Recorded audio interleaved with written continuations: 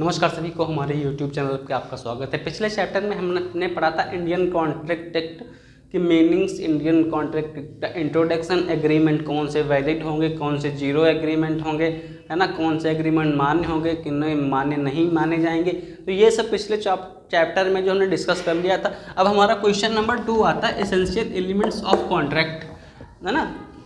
Essential elements of contract क्या होता है? कॉन्ट्रैक्ट बनाने के जो तुम्हारे मुख्य तत्व हैं वो कौन से हैं, वो सेक्शन 10 डिफाइन करता है। इंडियन कॉन्ट्रैक्ट एक्ट सेक्शन 10 क्या बोलता है? इंडियन कॉन्ट्रैक्ट एक्ट सेक्शन 10 का जो तुम्हारा पहला एसेंशियल एलिमेंट्स है वो एग्रीमेंट से जुड़ा हुआ है। मित्रों, एग्रीमेंट कैसे बनेगा? एग्रीमेंट कैसे बनेगा?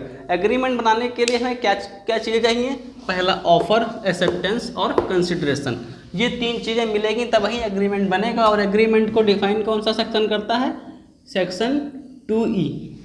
किसी भी एग्रीमेंट को डिफाइन करने के लिए सेक्शन 2E के नियम और रूल रेगुलेशन फॉलो करने पड़ेंगे।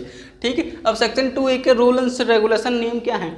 सबसे पहला, मैं किसी ऐप से या किसी बैंक से, कोई किसी भी व्यक्ति से मैं लोन लेता हूँ, है ना। और NBFC से भी लोन ले सकते हैं हम, है ना। NBFC मतलब होता है नॉन फाइनेंशियल बैंकिंग, है, जो बैंक से जुड़ी होती हैं, है ना। तो इसमें क्या बोला गया है कि कोई बंदा, अब आप मनी व्यू पे लोन ले जाते हो, जो प्राइवेट तुम्हारे प्ले स्टोर पे ऐप मिलते हैं। मनी व्यू आपका सारा डॉक्यूमेंट चेक करने के बाद सब सिविल स्कोर चेक करेगा, आपका फ्रॉड वगैरह तो नहीं किया कहीं पे, कहीं लोन की किस समय पे नहीं दी, सब चेक कर लेगा। फिर आपको ऑफर देगा कि हम आपको 8,000 रुपये दे रहे हैं। मनी व्यू आपको ऑफर देगा कि 8,000 रुपये आपको हम देंगे, जिसमें से 1,500 प्रोसेसिंग फीस रहेगी और आपको जो किस्त है वो 2,500 रुपये की प्रतिमाह देनी पड़ेगी। 2,500 रुपये प्रतिमाह, 3 किस्त में आपको पैसा अदा करना है। मनी भी ऑफर देगा कि 2,500 रुपये प्रतिमाह देना है और आपको 4 किस्त में ये पैसा चुकाना होगा। तो आपको 8,000 मिल रहे हैं, 10,000 रुपये देना है, आपका 1,500 वैसे ही कट रहा है। तो ये ऑफ़र किसने दिया? मनी व्यू ऐप ने या फिर कोई बैंक ने जो आपको लोन दे रही है। अब आपको ऑफ़र अच्छा लगेगा, ये मनी व्यू ने ऑफ़र दे दिया कि भाई ऐसी ऐसी कंडीशन है, आपको लोन लेना है तो ले लो वरना कोई बात नहीं। तो ऑफ़र इसने दिया। ऑफ़र देना कौन डिफाइन करता है? Proposal, section 2A। Indian contract act में प्रपोजल को कौन डिफाइन करता है? Section 2A। आगे चल के हम पढ़ेंगे। तो जो ऑफर है वो कहाँ पे है? सेक्शन 2A में। इंडियन कॉन्ट्रैक्ट एक्ट सेक्शन 2 में क्या डिफाइन करता है? ऑफर को। ऑफर किस सेक्शन के तहत बनता है? Section 2A। लेकिन एग्रीमेंट कौन डिफाइन करता है? Section 2E। ऑफर के लिए सेक्शन 2A, एग्रीमेंट के लिए सेक्शन 2E। फिर हम बात कर लेते हैं, ये बंदा मनी व्यू 8,000 रुपये का लोन है, पूरा ऑफर दे दिया। जो दूसरा बंदा है, दूसरा बंदा कौन है? जिसको लेना है वो ऑफर को एक्सेप्ट कर लेगा कि ठीक है, आप 8,000 रुपये का लोन दे रहे हो, जिसमें 1,500 प्रोसेसिंग फीस है और 6,500 रुपये हमारे अकाउंट में आ रहे हैं, जिसमें हमें 4 किस्तें देनी हैं, 10,000 रुपये टोटल हमें भरने हैं। कोई बात नहीं, मैं भर दूंगा, आप हमें लोन दो। तो इन दोनों के बीच क्या हो गया? ऑफर और एक्सेप्टेंस दोनों हो गई। एक ने ऑफर दिया, दूसरे ने स्वीकार कर लिया। इन दोनों के बीच में जो फायदा निकला, एक को तो पैसा मिल रहा है, दूसरे को ब्याज मिल रहा है, उससे हम क्या बोलेंगे? कंसीडरेशन। ठीक है, कंसीडरेशन एक बहुत बड़ा टॉपिक है जिस पे हम यहाँ पर डिफाइन नहीं कर सकते, आगे डिस्कस करेंगे। तो हम यहाँ पे चर्चा कर रहे थे कॉन्ट्रैक्ट के एसेंशियल एलिमेंट्स क्या हैं। सेक्शन 10 डिफाइन करता है। उसमें क्या बोला गया है? उसमें बोला यही गया है कि कोई बंदा ऑफर देगा, दूसरा एक्सेप्ट करेगा, उसके बीच जो फायदा निकलेगा वो कंसिडरेशन होगा। तो यहाँ पर आपको हमने बताया कि मनी व्यू 8,000 का लोन दे रहा है, 2,500 रुपये की 4 किस्त बांध दी, 6,500 अकाउंट में दे दिए। दूसरा बंदा कर ठीक है, राजी हूँ मैं, तो इसको अकाउंट में डिजिबल कर देंगे। अगर इसने रूल एंड रेगुलेशन को फॉलो नहीं किया, समय में किस्त नहीं दी, फाइन वगैरह सब भरेगा, कोई दिक्कत नहीं हुई, कॉन्ट्रैक्ट हो रखा है। और अगर ये ऑफर से मुकर जाता है मनी व्यू, तब क्या होगा?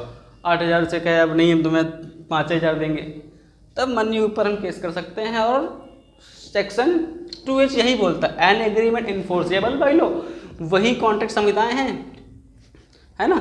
जो कानून द्वारा लागू कराई जा सकता है, तो कानून लागू करा देगा कि भाई तुमने ऑफर दिया, स्क्रीनशॉट रख लो उसका, तुरंत कहेगा भाई देना पड़ेगा, तुम्हें कोई दिक्कत नहीं, है ना। तो आपको समझ में आया कि essential elements of contract section 10 define करता है एग्रीमेंट, सेक्शन 2 ऑफर, एक्सेप्टेंस और कंसिडरेशन, तीनों चीज़ें यहाँ पे मिल गई। फिर हम बात कर लेते हैं 2 नंबर पे आके, जो इसका दूसरा एसेंशियल एलिमेंट्स है वो क्या कहता है। फिर इसने बोला कॉम्पिटेंट पार्टी, इनमें एंटर वही कर सकते हैं जो एग्रीमेंट हमने नीचे बनाया है ना, उनमें वही व्यक्ति इंटर कर सकते हैं जो मेजर हों। मेजर मतलब 18+, जो मेजर हों। मेजर मतलब कितना मेजर, 18+, 18+ के हों, मेजर हों, वही एग्रीमेंट या कॉन्ट्रैक्ट में घुस सकते हैं। दूसरा अनसाउंड ऑफ माइंड, पागल नहीं होना चाहिए बंदा। क्या नहीं होना चाहिए, पागल। अगर 18 साल से कम है तो कॉन्ट्रैक्ट आपका 0 हो जाएगा, है ना। अगर पागल बंदा है, मेडिकली पागल है तब भी, और शारीरिक पागल है तब भी, मतलब बंदा पागल नहीं होना चाहिए जिसके साथ आप कॉन्ट्रैक्ट कर रहे हो, ठीक है। अगर पागल बंदे के साथ कॉन्ट्रैक्ट करते हो तो उसे कानून लागू नहीं कर सकता। ये इसेंशियल एलिमेंट्स है ना। पागल बंदे के साथ कॉन्ट्रैक्ट किए हो, उसे धोखा दे दिए हो, तुम झूठ बोल के ले लिए हो, क्यों, पागल बंदा है। पागल बंदे के साथ कोई कॉन्ट्रैक्ट करते हो तो आपका वो कॉन्ट्रैक्ट वैलिड नहीं होगा, ठीक है। तो ये इसका दूसरा एसेंशियल एलिमेंट्स हो गया। कॉम्पिटेंट पार्टी, कॉम्पिटेंट पार्टी में बोला गया है कि 18+ होना चाहिए बंदा, पागल नहीं होना चाहिए। फिर तीसरा, जिस बंदे के साथ आपका एग्रीमेंट हो रहा है वह बंदा सेक्शन 13 और 14, सेक्शन 13 और इंडियन कॉन्ट्रैक्ट एक्ट का सेक्शन 13 और सेक्शन 14 यही डिफाइन करता है कि फ्री कंसेंट होनी चाहिए। किसी बंदे के साथ आप कॉन्ट्रैक्ट कर रहे हो तो उसको स्वतंत्र सहमति उसकी बहुत ज़रूरी है। अगर उस बंदे की स्वतंत्र सहमति नहीं है तो आपका कॉन्ट्रैक्ट वाइड हो जाएगा, 0 हो जाएगा, शून्य हो जाएगा। पहला एसेंशियल एलिमेंट्स फ्री कंसेंट, ये कौन डिफाइन करता है, सेक्शन 13 और सेक्शन 14। पहला फ्री कंसेंट होनी चाहिए, दूसरा फ्रॉड, किसी से उसकी बिना कंसेंट के, है ना, फ्रॉड से, फोर्स से, डरा धमका के, मिस्टेक से और मिस रिप्रेजेंटेशन, है ना, मतलब बड़ा खतरनाक शब्द है, बोलने में थोड़ा दिक्कत है ना। मतलब मिस रिप्रेजेंटेशन का मतलब ये होता है कि जो आप किसी से एग्रीमेंट कर रहे हैं तो उसको हर एक जानकारी देनी चाहिए, कोई जानकारी छुपी नहीं होनी चाहिए कि जानकारी छुपा के उसके साथ एग्रीमेंट कर लो। कोई जानकारी छुपी है, बाद में पता चला है एग्रीमेंट में नहीं लिखा है, तब वह कॉन्ट्रैक्ट 0 हो जाएगा आपका, ठीक है।